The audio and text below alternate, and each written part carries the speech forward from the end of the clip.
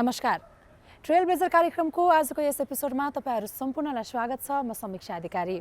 आजलाई पनि हाम्रो कार्यक्रमको यस विशेष कुराकानीमा तपाईहरुले लामो समयदेखि मन पराउनु भएको, माया गर्दै आउनु भएको गायक पूर्ण राईलाई निम्ति आएको छु। आउनुहोस् उहाँलाई यस कार्यक्रममा ढिला नगरी निम्ति आउँ।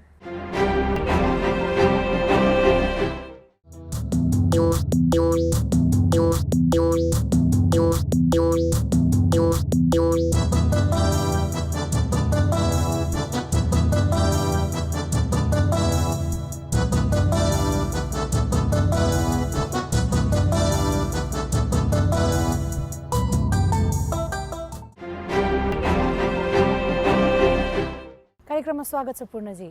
हजुर धन्यवाद, धेरै धन्यवाद। सन्चै हुनुहुन्छ? हजुर ठिकै छ, हल्का चिसो लागेको छ तर ठिकै छ यतिसम्म। केमा व्यस्त हुनुहुन्छ आजभोलि, के गर्दै हुनुहुन्छ? यो 8-9 महिना त अब संसारलाई नै अस्तव्यस्तै बनायो, इन्डोरै बस्यो धेरै त। घरमा परिवारलाई सुरक्षित गर्नु छ, अब आफै पनि सुरक्षित हुनु छ र अरूलाई पनि सुरक्षित बनाउनु छ। केही समय एकदमै घरभित्रै बसाइरह्यो र अब पछिल्लो समयमा चाहिँ अब परिस्थिति असहजताको बिचमै पनि अब मेरो आफ्नो अफिसको कामहरू, कम्पनीको कामहरू र यो म्युजिकल केही प्रोजेक्टहरू गरिरहेको छु। त्यसको अब लगभग 1 वर्ष अगाडिको प्रोजेक्टहरू फेरि कन्टिन्यू गर्न थालेको छु। कस्तो किसिमको प्रोजेक्टहरू लिएर आउँदै हुनुहुन्छ? कलेक्सन एल्बमको कामहरू छ, भाषाभाषीको कामहरू, म्युजिकल प्रोजेक्ट अन्तर्गत र अन्य डकुमेन्ट्रीको कामहरू, यो खालको कामहरू फेरि अब निरन्तर सुरु गर्दैछु। तपाईँ त अब सङ्गीतको सिलसिलामा, गीत सङ्गीतको सिलसिलामा देश विदेशमा कार्यक्रमहरू गर्नलाई गइराख्नुहुन्थ्यो होइन? कतिको मिस हुन्छ तपाईँलाई अहिलेको समयमा देश विदेशमा गरिरहने कार्यक्रमहरू चाहिँ? एक हिसाबले घाटा पनि रह्यो। अब सबैलाई, कति साथीहरूको मैले स्ट्याटस हेरिराखेको छु, त्यहाँ क्यान्सल भयो, त्यहाँ क्यान्सल भयो, भिजा लागिसकेको पनि सदुपयोग हुन सकेन भन्ने कुराहरू हामी सबैमा लागु भयो। अब क्षेत्रगत रूपमा केही कार्यक्रमहरू, मेरो आफ्नै पनि पर्सनल केही कार्यक्रमहरू सबै अब गर्ने भनेर सबै हामीले तयारी गरिरहेका थियौँ। अब बिचमा अब चाहिँ त्यो प्रसङ्गै पनि निकाल्न सकिएको छैन। आयोजक साथीहरूले पनि उठाइराख्नु भएको छैन, किनभनेदेखि अझै पनि अनस्योर छ परिस्थिति। योभन्दा अगाडि गरिएको कार्यक्रमहरू, देश विदेशको कार्यक्रमहरू चाहिँ सम्झिरहेको छु, मिस गरिरहेको छु, साथीहरूसँग सम्पर्कमा छु। तर अब फर्दर कार्यक्रमको लागि तत्काल अब काममा लाग्ने, अगाडि बढ्ने परिस्थिति चाहिँ बनिसकेको छैन। विदेशमा गएर, स्टेजमा गएर कार्यक्रम गर्नु र नेपालकै स्टेजहरूमा, नेपालकै ठाउँहरूमा गएर कार्यक्रम गर्नुमा चाहिँ के कस्तो कुराको भिन्नता पाउनुहुन्छ तपाईँले? गुणात्मकताको हिसाबले, दर्शकमा हुने गुणात्मक र ममताको हिसाबले बाहिर अझै पनि अलिकति बढी चार्मिङ चाहिँ मैले चाहिँ फिल गरेको छु। एक हिसाबले अब हामी पुग्दै गर्दाखेरि अब आफ्नै माइती, आफ्नै चेली, आफ्नै दिदीबहिनी, दाजुभाइ, परिवार आए जस्तो फिल पनि हुने रहेछ। अर्को कुरा चाहिँ अब यहाँदेखि त्यहाँसम्म जाँदाखेरि उहाँहरूलाई, अब हाम्रो आफ्नो नेपाली कलाकार, उहाँहरूलाई साथ दिनुपर्छ भन्ने हिसाबले त्यो सहानुभूतिले पनि उहाँहरूले सपोर्ट गर्ने र एक हिसाबले विदेशमा केही न केही संस्कारिक रूपमा पनि उहाँहरूलाई सम्भवतः सुरुमा त बाध्यात्मक होला, पछाडि चाहिँ त्यो ट्र्याकमा हिँड्दाखेरि पनि निकै संस्कारिक दर्शकहरू, दिदीबहिनी, दाजुभाइहरू भेटिने अनि उहाँहरूमा एक खालको गीत सङ्गीतप्रतिको माया र समर्थन त छँदै नै छ। अन्य पनि कम्तीमा एउटा कोसेली नै भए पनि कम्तीमा यो कलाकारलाई अथवा यो दाजुभाइ दिदीबहिनी उहाँहरूलाई सपोर्ट गरौँ भन्ने टाइपको यो खालको असाध्यै सकारात्मक ऊर्जासहितको दर्शकहरू हुने रहेछ बाहिर चाहिँ। र अब तुलनात्मक रूपमा इन्कमको हिसाबले पनि स्वाभाविक रूपमा केही चाहिँ फरकै नै हुने पनि रहेछ। तपाईँ औपचारिक रूपमा साङ्गीतिक क्षेत्रमा पाइला राख्नु भएको चाहिँ कति समय भयो? सुरुवात त मैले 2059 सालदेखि सुरु गरे हो। 4-5 वर्ष म शास्त्रीय सङ्गीत सिके पछाडि 2065 सालमा मैले मेरो आफ्नो सोलो एल्बम पहिलो भेट भन्ने निकालेँ। त्यो हिसाबले एल्बमको सुरुवातदेखि हो भनेदेखि पनि लगभग 14-15 वर्ष भयो। तर साङ्गीतिक क्षेत्रको सुरुवात सारेगम मैले सुरु गरेको लगभग 17-18 वर्ष समथिङ हुन लाग्यो होला। सङ्गीत सिक्नु भएको हो तपाईँले? हजुर। अहिले पनि सिक्दै हुनुहुन्छ कि कति समयसम्म सिक्नुभयो तपाईँले सङ्गीत? अहिले चाहिँ प्रायः जसो अब म आफै नै गर्छु। यतिसम्म अब लगभग औपचारिक रूपमै 8-9 वर्ष मैले शास्त्रीय सङ्गीतमै बिताएँ। पहिला 6 वर्ष कन्टिन्यू डोरेमी सङ्गीत पाठशालामा गरेँ। त्यहाँबाट 6th इयर मेरो सङ्गीत प्रभाकर कम्प्लिट गरेँ। 3 वर्ष यो आइसिसी सेन्टरमा स्पेसल कोर्स गरेँ। त्यस पछाडि अन्य इन्स्ट्रुमेन्टको क्लासहरू र वेस्टर्न कोर्सहरू केही समय गरेँ। मेरो 6th इयर मैले कम्प्लिट गरेको चाहिँ इलाहाबाद इन्डियाबाट हो। त्यतिसम्म 7-8 वर्षसम्म एकदमै सिरियसली हरेक कुरा त्यागेर म अन्य अरू क्षेत्रमा पनि काम गर्थेँ। त्यति बेला त्यागेर पुरै वान वे लागे पछाडि चाहिँ अब एक हिसाबले अब यसैमा लाग्नुपर्छ भन्ने हिसाबले पनि अब एक खालको त्यो निर्खेल पनि गरेँ। अब समय दूरीको हिसाबले त निकै नै समय व्यतीत भयो भन्ने लाग्छ र अब सिकाइको क्रममा अझै पनि सिक्न त सिक्दै नै छु, तर पहिलाको जस्तो झोला बोकेर कापी डटपेन बोकेर चाहिँ अहिले चाहिँ गइरहेको छुइनँ। हजुर हजुर, खास गरी तपाईँलाई चाहिँ होइन के कुराले तपाईँलाई यस क्षेत्रमा ल्याइ पुर्यायो जस्तो लाग्छ? Radio Nepal, Nepal television. हुन त म सोलुखुम्बुको मान्छे, टेलिभिजन त हामी हेर्दैन थियौँ, तर रेडियो नेपालको एक खालको प्रभाव पनि हो स्वाभाविक रूपमा। हामी अब यहाँको रेडियो नेपालबाट प्रसारण हुने धेरै कार्यक्रमहरू हामी सुन्थ्यौँ। गाउँमा हाम्रो त अब अलिकति कृषि ब्याकग्राउन्डको मान्छे हामी, मेरो बुवा आमाहरू कृषि क्षेत्रमा काम गर्नुहुन्थ्यो। खेतमा अब बाढीमा हुँदाखेरि पनि रेडियो बोकेरै जाने, 2 बजेको अनुरोध सङ्गीत सुन्ने होला अथवा मत अभिमत सुन्ने होला, यी क्रमहरू हुन्थ्यो। अनि गाउँमा त त्यति बेला रेडियो नेपाल मात्र सुनिने, यो एफएमहरू निस्केकै थिएन।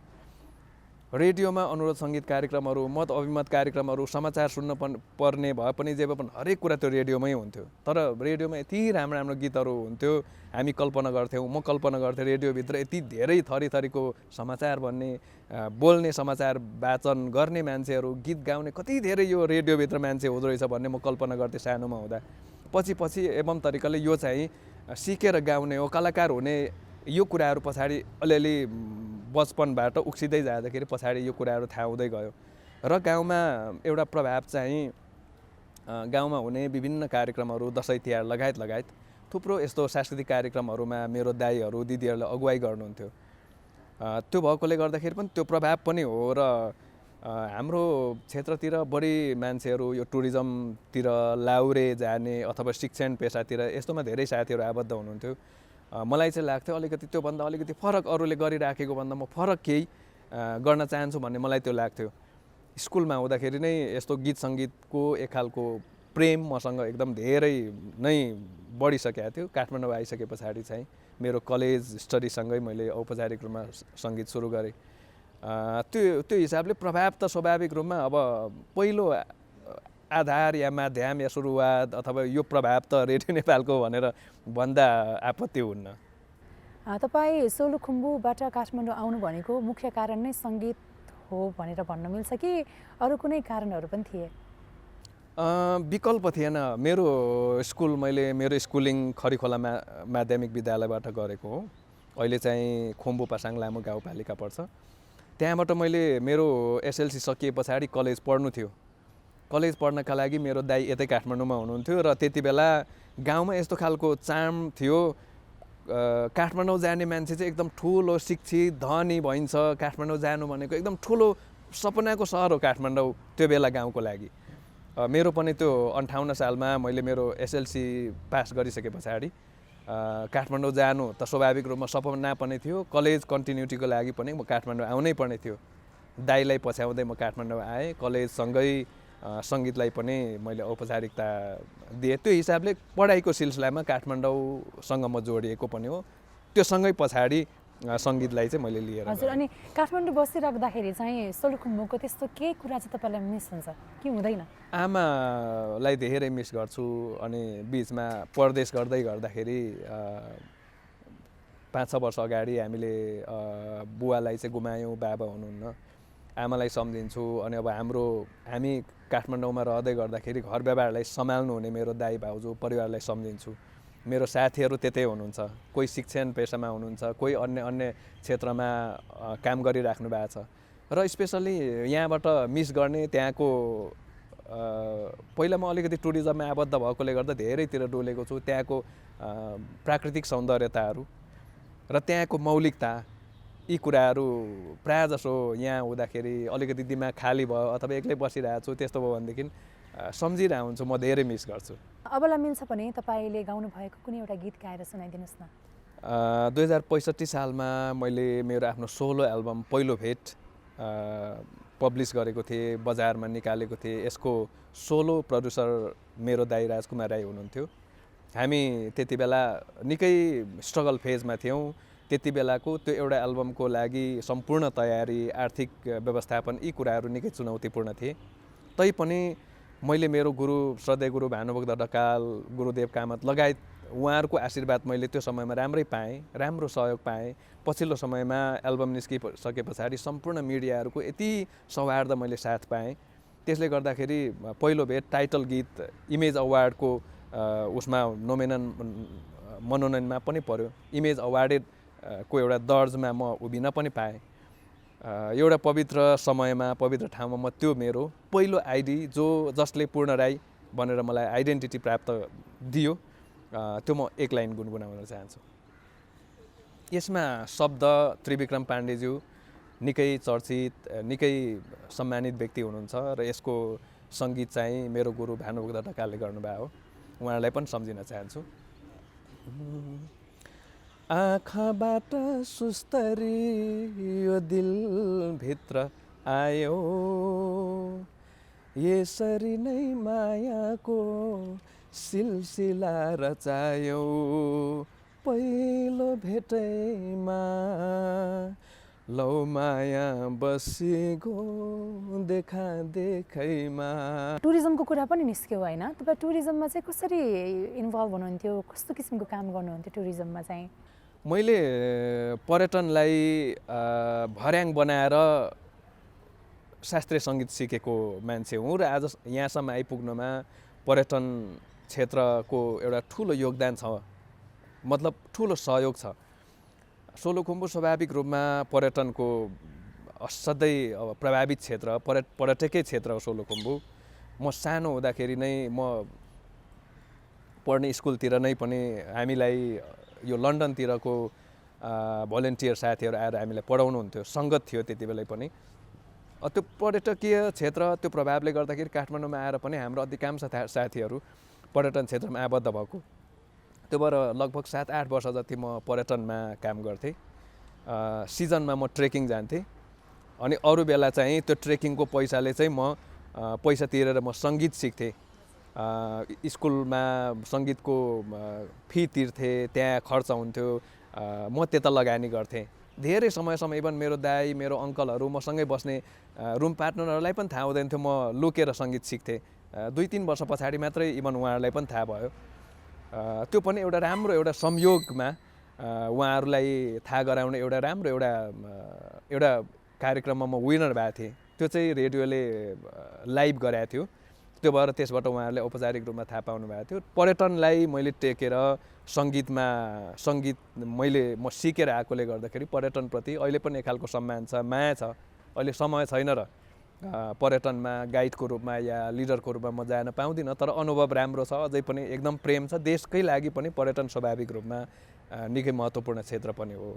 सोलुखुम्बुमा तपाईँको घर परिवारले, साथीभाइहरूले चाहिँ तपाईँको गीत सङ्गीतलाई रेडियोमा, टिभीमा हेर्दा सुन्दा कस्तो किसिमको प्रतिक्रियाहरू दिनुहुन्छ? के भन्नुहुन्छ उहाँहरूले? अहिले शीर्षक विशेषमा छोटो समयको लागि मात्रै म पुग्ने भएकोले गर्दा त्यस्तो धेरै प्रत्यक्ष रूपमा भेट्ने, कुरा सुन्ने परिस्थिति चाहिँ भन्दैन। सामाजिक सञ्जालमा हुने कुराहरू आफ्नो ठाउँमा छ। समग्र मसँग जोडिने मेरो अभिभावक या सबै सोलुवासी या सबै जो मसँग जोडिनु भएको छ, राम्रो रेस्पोन्स छ र उहाँहरूले कम्तीमा एउटा अध्ययनशील सिकेरै आएको, एउटा औपचारिक रूपमा सङ्गीत सिकेरै आएको सङ्गीतको एउटा असल विद्यार्थी, एउटा स्ट्रगल अझै पनि गर्दै गरेको सम्भावित एउटा गायक हो भनेर अहिले पनि गृह जिल्लामा अथवा मलाई चिन्ने उहाँहरूले राम्रो रूपमा अहिले पनि त्यसरी चिन्नुहुन्छ। मलाई त्यो गर्व पनि लाग्छ। स्वाभाविक रूपमा मैले स्ट्रगल राम्रो गरेँ। त्यो हिसाबले अब सबैले अब पहिला पर्यटनमा हुँदाखेरि पनि अहिले चाहिँ एक हिसाबले कलाकार भनेरै उहाँहरूले चिन्नुहुन्छ, त्यसरी नै सम्बोधन गर्नुहुन्छ। मेरो आइडेन्टिटी नै त्यही नै भएको छ। तपाईँ सोलुखुम्बुबाट काठमाडौँ आउनुभयो, आफ्नो साङ्गीतिक करियरलाई सुरु गर्नुभयो। सुरुवाती समयहरूको दिनहरू कस्तो थियो? कतिको अप्ठ्यारो पर्यो तपाईँलाई आफ्नो करियरलाई चाहिँ माथि लग्न, अगाडि बढाउन? गीत सङ्गीत क्षेत्रका लागि निकै दुःख गरेँ मैले। पर्यटन अब वर्षमा 2वटा सिजन आउने, यो अब अक्टोबर नोभेम्बर सिजन र मार्च अप्रिल वर्षमा 2वटा सिजनमा अब 3-4वटा ट्रेकिङ गऱ्यो। त्योभन्दा पछाडि चाहिँ अब काम नहुने। अर्को कुरा, म पढ्दै थिएँ, सङ्गीत पनि सिक्दै थिएँ। त्यति बेला जागिर काहीँ खानको लागि म सर्टिफिकेट पनि मेरो त्यो बनिसकेको थिएन, मैले पढाइ पनि पुरा गरिसकेको थिइनँ। त्यो हिसाबले पर्यटनमा आबद्ध हुनु, एउटा आफू सर्भाइभ हुनु, सङ्गीतलाई सर्भाइभ गराउनको लागि एउटा त्यो थियो। तर पनि त्यो मात्रै काफी हुँदैन थियो। अब वर्षमा 2चोटि ट्रेकिङ गर्दै गर्दाखेरि हाम्रो आफ्नो मान्छेहरू प्रशस्त यहाँ थिएनन्। हुँदाखेरि पनि जो मै जस्तो स्ट्रगल गरिराखेको मान्छे अरूको कम्पनीमा गएर काम गर्ने परिस्थितिमा हामी थियौँ। त्यो भएकोले गर्दाखेरि सिजन अफ हुँदाखेरि पर्यटनको अलावा अरू अन्य कामहरू पनि म गर्थेँ। कति कुराहरू अब सम्झन लायक मात्रै तर भन्न नलायक, त्यसको मतलब नराम्रो शीर्षकहरू होइन। गीत सङ्गीतका लागि, पढाइका लागि र सर्भाइभ हुनका लागि, सहरमा जिउनका लागि अन्य पनि थुप्रै कामहरू, सानोतिनो थुप्रै अन्य कामहरू गरेर स्ट्रगल गरेर सङ्गीतलाई कम्तीमा यहाँसम्म बचाउनको लागि निकै मेहनत गरेर म आएँ। एक हिसाबले ब्याकग्राउन्ड पनि थिएन, मेरो परिवारको कोही पनि यो क्षेत्रमा हुनुहुन्न। पुस्ता नै यो चाहिँ मैले मात्रै सुरु गरेकोले गर्दाखेरि पनि परिवारलाई केही समय त बुझाउनै पनि समस्या थियो। त्यो भएर पनि म लुकेर 2-3 वर्ष त सिकेँ, अन्यथा बुझाइ नहोस् भनेरै पनि। त्यो परिस्थिति, त्यो हिसाबले अब अहिले यो ठाउँबाट अलिकति अग्लो ठाउँबाट हेर्दाखेरि बेग्लै आनन्द पनि छ। स्ट्रगल त निरन्तर छँदै नै छ। तैपनि विगतलाई सम्झिने हो भनेदेखि स्वाभाविक रूपमा जे म आज छु यो यत्तिकै सहज चाहिँ थिएन। यो एकदमै स्वाभाविक रूपमा त्यति सहज थिएन पहिला। तपाईँको हाम्रो साझा हिमाल नामक गीत चाहिँ गिनिज बुकमा पनि भनौँ समावेश भयो, रेकर्ड भयो। यो कसरी सम्भव भयो, यसको बारेमा पनि भनिदिनुहोस् न, कसरी पोसिबल भयो यो? निकै अगाडिदेखिको मेरो एउटा प्लानिङ थियो। 2016मा एउटा गिनिज वर्ल्ड रेकर्डकै एउटा कार्यक्रममा म सहभागी थिएँ। पार्टिसिपेसनको लागि म गएको थिएँ। सोलुखुम्बुमै भएको त्यो कार्यक्रम मलाई त्यहाँ समेट्नु आयोजक साथीहरूको लागि निकै महत्त्वपूर्ण पनि थियो। म कुनै समयको कुनै बेलाको प्रोफेसनल टुरिस्ट गाइड पनि हुँ। र अर्को कुरा, त्यो क्षेत्रसँग म आबद्ध, मेरो गाउँ मेरो एरिया भएकोले गर्दाखेरि पनि हरेक कुराहरू कानुनीदेखि हरेक कुराहरू कार्यक्रमसँग जोडिने व्यवधानहरू हुन्छन्। यी कुराहरूलाई सहजीकरणको लागि पनि मलाई 2016मा त्यो कार्यक्रममा जाने अनुकूल मिलेको थियो। त्यति बेलैदेखि पनि मैले सोचिरहेको थिएँ, मैले निकै दुःखका साथ गीत सङ्गीत क्षेत्रमा मैले एउटा स्टेज बनाउँदैछु। सफलता अझै पनि धेरै टाढा छ, हेरिरहेको छु, तर कम्तीमा अन्दाज छ यो बाटो जाने हो भन्ने मलाई अन्दाज छ। त्यति धेरै गुरुहरूसँग सङ्गत गर्दै गर्दाखेरि सङ्गीत आफैमा गाउने र बजाउने मात्रै नभएर यो संस्कार हो। संस्कार सिकेको छु। त्यो चिजलाई कति कुराहरू नेपाली गीत सङ्गीत अब अन्तर्राष्ट्रियकरण हुने जुन एउटा सिलसिलामा छ, कसरी यसलाई अझै पनि अलिकति राम्रो प्रवर्धन गर्न सकिन्छ भन्ने कुरा मैले अगाडिदेखि सोचिराखेका थिएँ। तर अलिकति पर्यटन बेसमा बढी प्रभाव भएकोले गर्दाखेरि पनि कम्तीमा हामीसँग त्यति राम्रो ठाउँहरू छन्।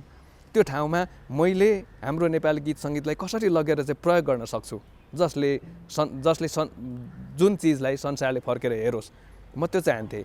अनि बिचमा मैले केही साथीहरू जो यो रेकर्ड होल्डरको रूपमा, म मात्रै छुइनँ, हामी 4 जना रेकर्ड होल्डर हो यसमा।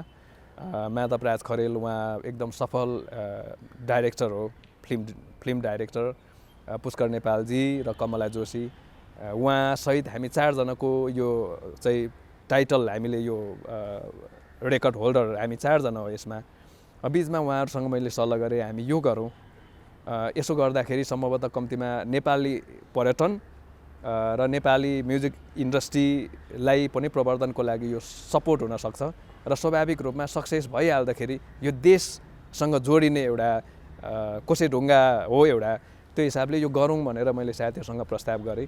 र त्यही बिचमा हामीले 1 वर्ष अगाडि 2076मै हामीले 76 साउन भदौतिर हामीले गरेका थियौँ।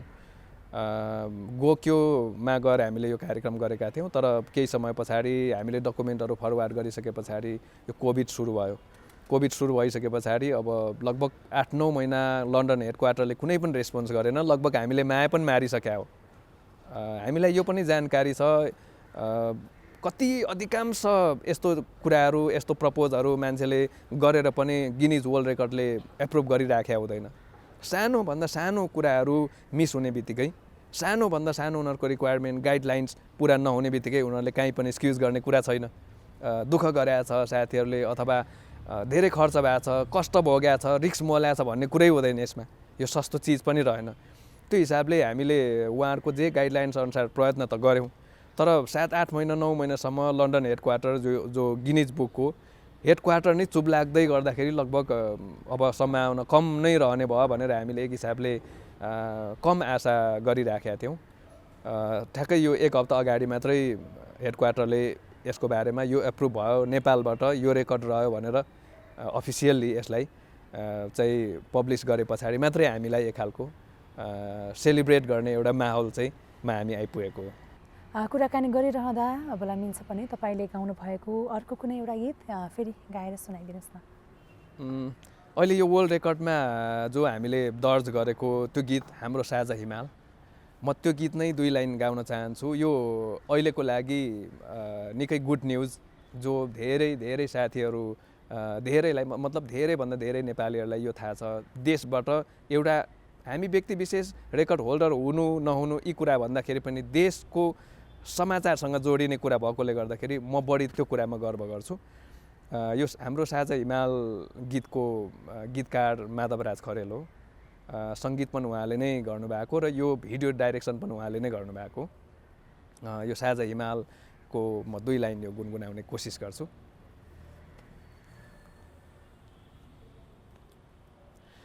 हिमालको छानो यो विश्वको सान हो, हिमालको छानो यो विश्वको सान हो, मानव सभ्यताको एउटा पहिचान हो। यो हो तिम्रो मेरो हाम्रो साझा हिमाल, यो हो तिम्रो मेरो हाम्रो साझा हिमाल। हिमालको छानो यो विश्वको सान हो,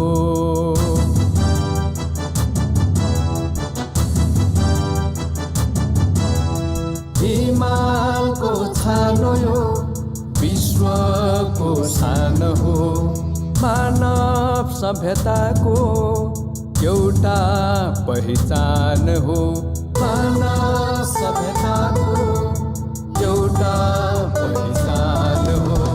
यो हो तिम्रो मेरो हाम्रो साझा हिमाल।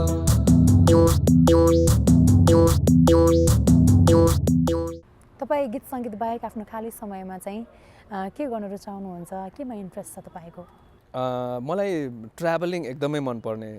सम्भवतः यो गीत सङ्गीत अहिले पनि लगभग 12-15 वर्ष, 1.5 दशकभन्दा बढी यो गीत सङ्गीत, नेपाली गीत सङ्गीतमा रहँदै गर्दाखेरि त्योसँग जोडिएको स्ट्रगल, त्योसँग जोडिएको विभिन्न आरोह अवरोहहरू यो सम्झिँदाखेरि अब यो यसबाट काहीँ भाग्न मिल्ने छुट पनि छैन र नसा हो यो। यदि यो हुन्न थियो भनेदेखि यसको अलावा मलाई पर्यटन नै मनपर्छ।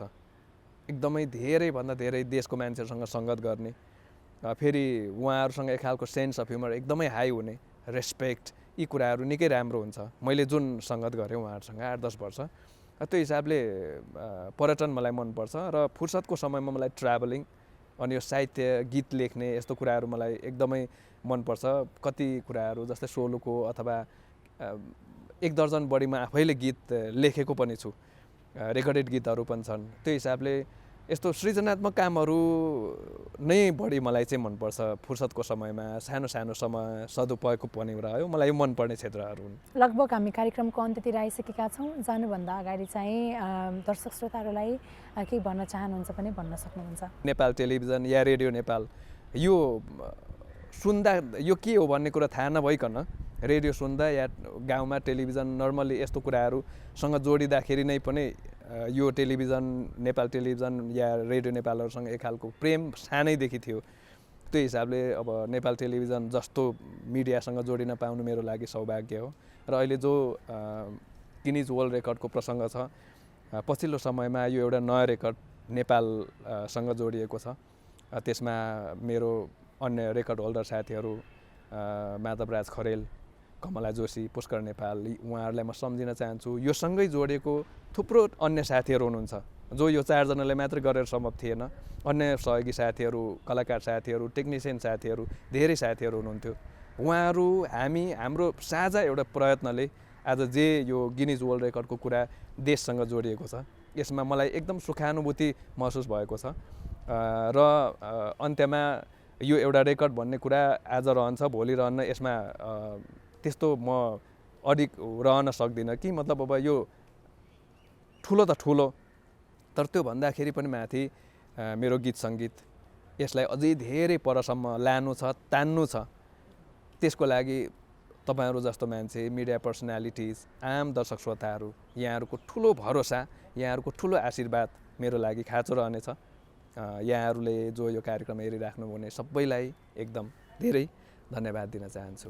आफ्नो यस्तो व्यस्ततामा पनि हाम्रो लागि समय निकालेर यहाँसम्म आइदिनु भयो, त्यसको लागि तपाईँलाई एकदम धेरै धन्यवाद। र आगामी दिनमा पनि तपाईँको उन्नति प्रगतिहरू हामीले देखिरहन पाऊँ, त्यसको लागि पनि तपाईँलाई एनटिभी प्लसको सम्पूर्ण परिवारबाट एकदम धेरै शुभकामना। Thank you for coming Purnaji. Thank you so much.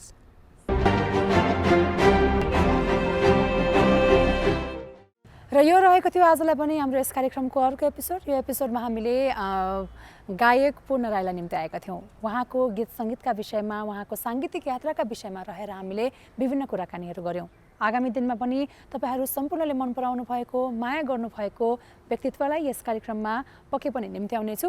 यति भन्दै आजलाई पनि म कार्यक्रम प्रस्तोता समीक्षा अधिकारी कार्यक्रमबाट बिदा माग्न चाहन्छु। हस्त, नमस्कार।